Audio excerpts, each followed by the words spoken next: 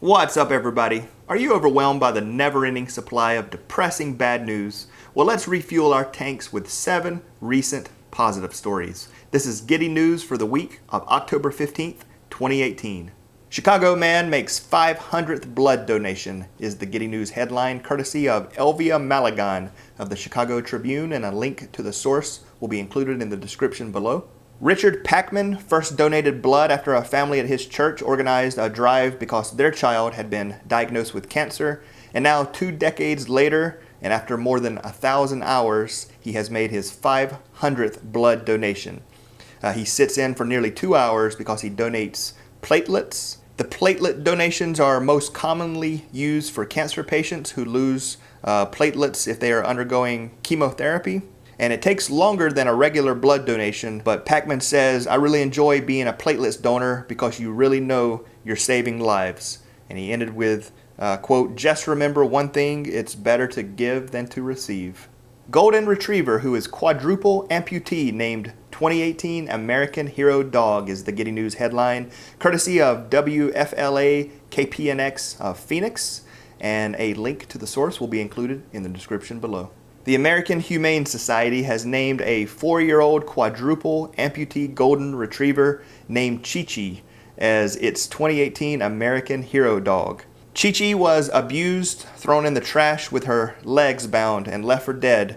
Thankfully, she was rescued and then made a recovery after beating out cancer. Now, Chi-Chi lives as a therapy dog, connecting especially with those who have something in common with her, amputees. And Chi-Chi lives with her adoptive family in Phoenix, Arizona, moving around on 4 prosthetic legs and inspiring people with her perseverance. Young boy diagnosed with leukemia donates toys to other sick patients is the Giddy News headline, courtesy of Jenna Reyes of WWLP out of Springfield, Massachusetts. And a link to the source will be included in a description below. Team BAM delivered over 1,000 toys, games, and books recently to Bay State Children's Hospital.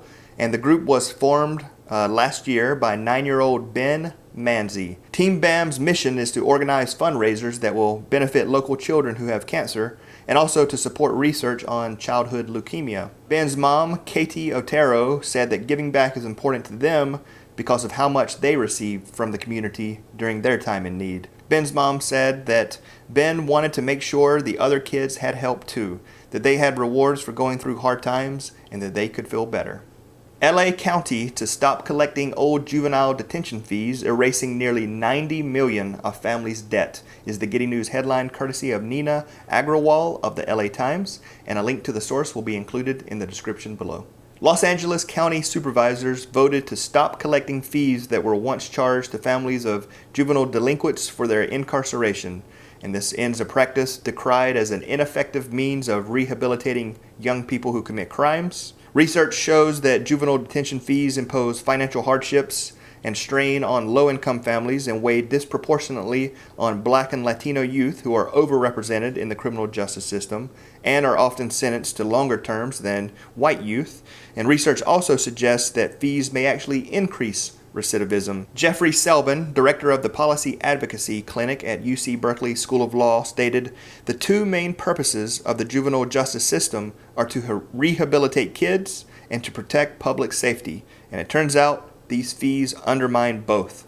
Malaysian government to stop oil palm expansion and maintain the forest cover is the Giddy News headline, courtesy of Emmanuel Santa Maria Chin of the Malay Mail, and a link to the source will be included in the description below. The Malaysian government will not allow any more expansion of oil palm plantations in the country, according to Primary Industries Minister Teresa Kok. And she's quoted as saying, "We are committed to maintain at least 50% of the land as forest cover, so we won't allow any expansion of these oil palm plantations." She also said that her ministry hopes all existing palm oil traders can achieve 100% Malaysian Sustainable Palm Oil, which is MSPO, certification by December 31st of next year. And she's quoted as saying, "We have to make sure that all planters, even the small ones, are accepted and not marginalized, and they need the MSPO certification first to be accepted." Neighbors have been helping a woman who uses a wheelchair get in bed every night for 10 years is the Giddy News headline, courtesy of Lauren Lee of CNN, and a link to the source will be included in the description below. Due to her multiple sclerosis, Kathy Felt can't get out of her wheelchair under her own power to get into bed at night. So for the past 10 years, a rotating cast of 60 volunteers have showed up nightly, like clockwork, lifting her into bed and tucking her in. Felt's backyard neighbor and friend of 38 years, Keith Pugmire, stepped in to help organize. He stated, "We just got together as a neighborhood. It was determined that the best thing we could do is have a couple of men come in each night and help her.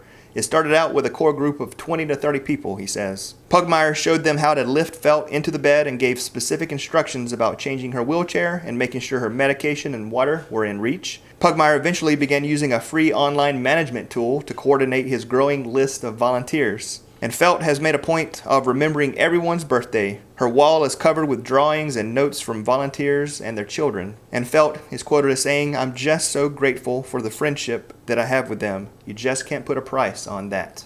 Zimbabwean waiter uses his wages to run a free soccer academy is the Getty News headline, courtesy of Tariro Washinrira of News24.com, and a link to the source will be included in the description below. 24-year-old Kevin Muazzi has co-established a soccer academy in Capricorn, which is an informal settlement in the Western Cape near Muizenberg, and he did it from wages that he earns as a waiter at Kalk Bay Restaurant. Muazzi started the Harvest Soccer Academy in 2016 with an aim to get children off the streets and to nurture them to be professional players. One of the players, Yebanath Joji, is 15 years old and stated, "My parents are happy that I am off the streets and being a good example to my young brother.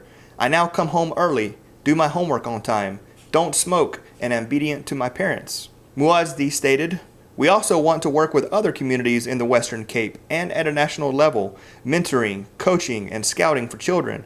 We also want to visit disadvantaged children and orphans who never had an opportunity to play soccer." All right, that's it. I hope you enjoyed, and if you have a positive story you'd like for me to share, please link it in the comments below. And until next time, thanks for watching.